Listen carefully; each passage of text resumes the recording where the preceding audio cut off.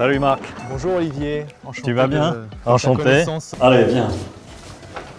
Mais tu as déjà joué au golf, Marc? Alors un petit peu mais pas assez, et puis je pense que c'est comme au ouais. tir à l'arc, il faut beaucoup de pratique pour arriver à un peu de maîtrise. Oui. Et malheureusement j'ai peu de temps à consacrer Bien sûr. pour ça, et je sais que j'aime bien quand je me mets à quelque chose le faire à fond. Le peu que j'ai touché, il y a pour moi énormément de similitudes avec le tir à l'arc. Oui, Et c'est sûrement. vraiment intéressant d'investir une nouvelle discipline, mais pas à moitié. Comment tu appréhendes l'apprentissage du coup? Parce que dans l'apprentissage aujourd'hui, on est beaucoup sur la pédagogie de correction de défauts, sur le contrôle justement du bon geste de chaque étape du tir, alors qu'en fait, ce qu'on cherche in fine, c'est justement se lâcher prise. C'est le corps qui joue. Et il faut arriver justement à débrancher. D'accord. À débrancher et laisser faire. Sinon, à quoi ça servirait de taper des milliers de balles pendant des années pour, au moment de jouer le coup, être encore en train de réfléchir? Que l'on soit joueur débutant ou champion, la première chose à vérifier, c'est le basique, c'est-à-dire la position de départ. C'est-à-dire ce qu'on appelle la position à l'adresse, qui va déclencher la géométrie, la dynamique du mouvement.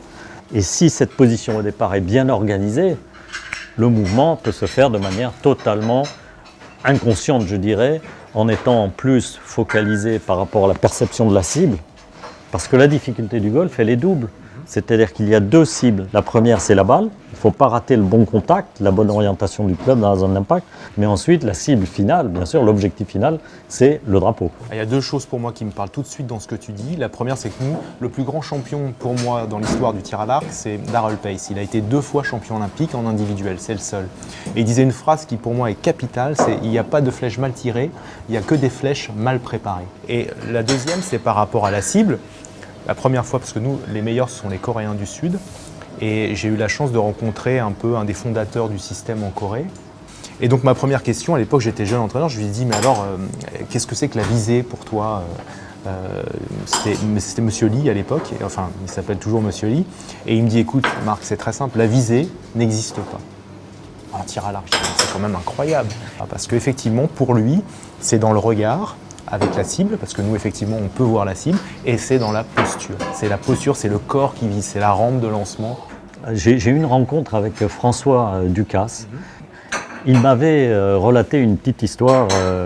Il avait été, lors d'un championnat du monde, interviewé différents archers, certains qui n'avaient, je crois, le 5e, 4e, 3e, second, et le vainqueur. Il avait commencé par le 5e, il lui avait demandé tu t'es concentré sur quoi dans cette finale de Coupe du Monde? Et le 5e avait dit je me suis concentré sur la cible, mettre la flèche dans la cible, uniquement la cible.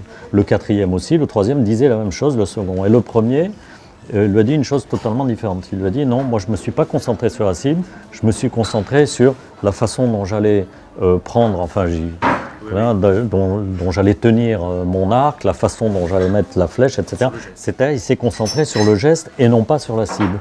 Et c'est lui qui avait gagné. Alors ça m'avait interloqué. Je ne sais pas si tu connais ce livre.